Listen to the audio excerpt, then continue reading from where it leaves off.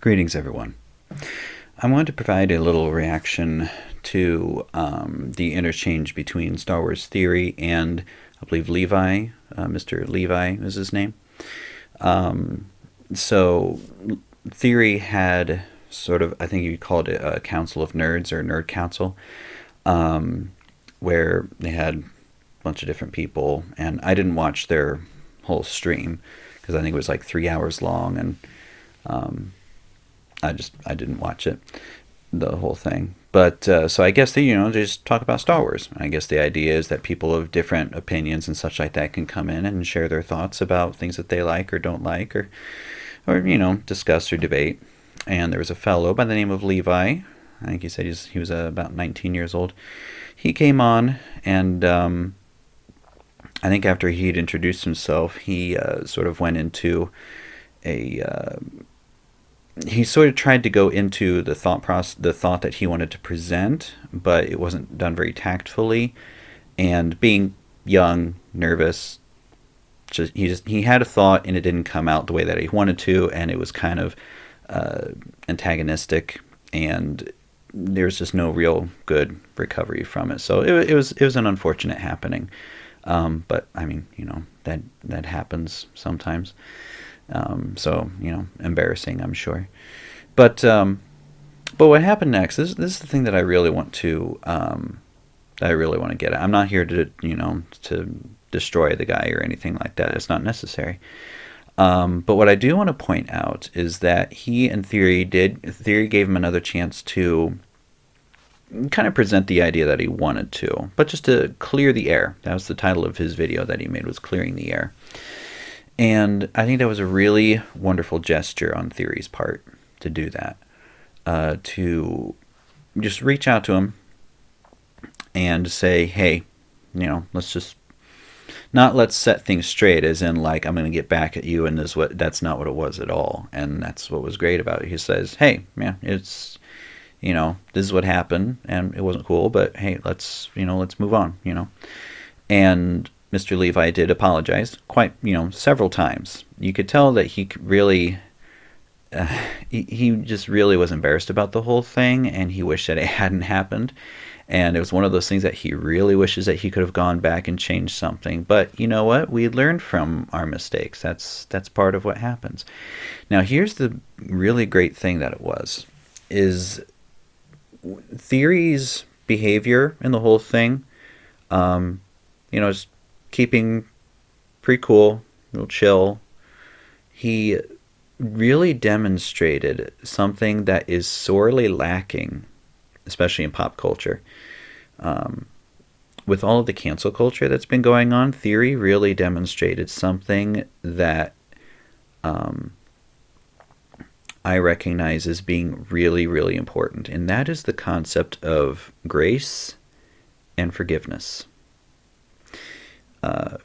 Theory accepted his apology and basically said it happened, but we both love Star Wars, he said, and I can tell you're sorry. That's okay. I've accepted it. Let's move on. Because as Theory pointed out, he really, I can't imagine what kind of a thick skin he really has to have to tolerate or to resist just the sort of negativity that comes in. I really don't like using that word, negativity. But I mean, just, people who come at him and say, this is how you should do your channel. I don't like what you say. You should say something different, whatever it is. Whatever criticism, that's what it is. Criticism that he gets all the time because, he's a really public figure as far as the fandom goes. And, he's even been able to have interviews with, like, the real people. Like, I think he just did an interview with Dennis Muren. He's spoken with Ahsoka Tano. I think what is his rule of two, is that what it is? His, when he gets with another fellow and they interview folks like that. Which, I mean, how cool is that? How cool is that he's really got, Star Wars people actually talking to him, who's kind of I don't know if de facto is the correct word, but like the de facto leader of the fan base as a whole, with however many millions, 3 million subscribers that he has. But, he gets a lot of flack coming at him from people who are either trolls or just critics who can't do better on their own anyway. And so, it's probably nothing. It's nothing that theory hadn't dealt with before. But that's not to negate the fact that he still offered forgiveness, and that was just a really good thing to do.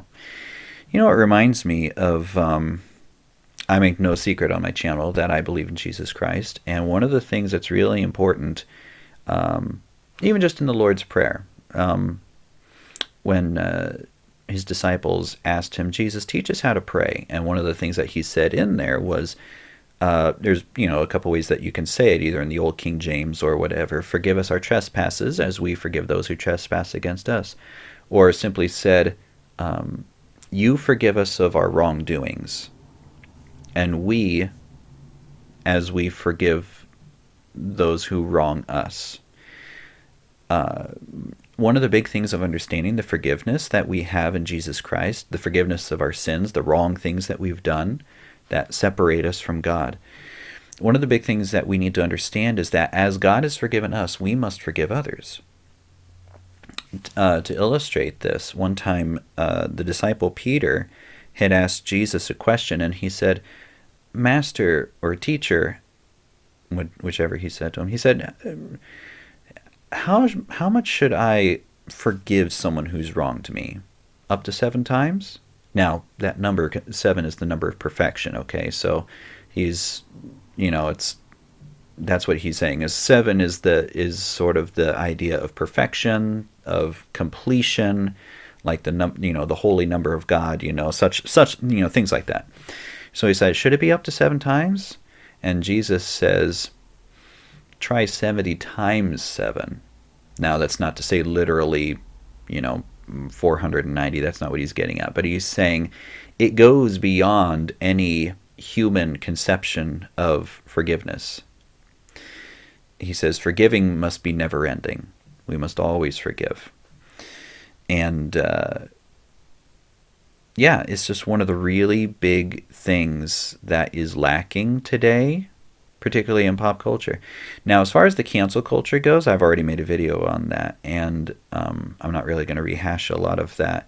On the surface, the idea is, I guess, that, somebody said something bad or insensitive or whatever, and everybody else says, you were wrong, you need to say sorry for what you did. It's kind of like everybody's coming at you and saying, you did something wrong, now you did, kind of like that. Now, sure, if somebody says something that's wrong, like actually wrong, then there should be remorse. There should be asking for forgiveness. There should be penitence, repentance. That should be a real thing. But I think we know that cancel culture is less about that surface aspect and more about just silencing, particularly conservative voices. It's just kind of the tool, the mob torch and pitchfork tool that's used to bludgeon and silence those who they don't like. But even if we just take it at the surface of just saying, you did something wrong, instead of shutting them down and not even giving them a chance to own up to it and try to live in a restorative relationship, cancel culture just shuts them down. That's what they do. It just silences them. It doesn't give them a chance to make up for it. But the real response, the Christian response, is to offer forgiveness, to be gracious, to remember that none of us are perfect. We all have sinned. We all have been separated from God, and we need Jesus Christ to be that bridge, that gap, to bridge that gap in between us. That's why it says God and sinners reconciled, and hark the herald angels sing. And that's what's necessary. So we have to remember that we make mistakes all the time, and in this world, mistakes are how we learn. It's the hard way of how we learn. We'll say it that way. We can learn the right way, or we can learn the hard way. And being a forgiving person is really how one of the big ways of showing Christ's love to people, especially those who you don't know, those who have harmed you. And so I think that's just a really big thing, and I think that just needs to be said. I think that just needs to be said. The opposite of cancel culture is graciousness and forgiveness, and I think that theory has really exemplified that. And I think that we should all be taking notes on that. I think we should all take notes and say, you know what? I've made my own mistakes that I need to say sorry for. And when somebody does something that they need to say sorry for, and maybe they won't, at least in Mr. Levi's case, he knew that he knew that it didn't go the way he wanted to, and he knew that he had been offensive and aggressive, and he knew that, and he wanted to make up for it, and he did. Theory gave him that opportunity. So yes, forgiveness is a really important thing, and there needs to be a lot more of it. So that's really all I want to say is forgive people, even if they don't ask for it. But forgive people. Be gracious. Remember that we are all screwed up in some form or fashion. We all need God to save us. And the only reason that we know right or wrong is because of God. The only reason that we feel offense isn't just of feelings, but it's because we understand that God gives that sense of morality to us on high. He's the one who sets the standard. And just as he forgives us, we must forgive others. So that's all I'm going to say on that, or else I'm just going to keep saying the same things over and over. So I hope you all have a pleasant evening. Be gracious, forgive easy, and forgive often. And as always, may the force be with you.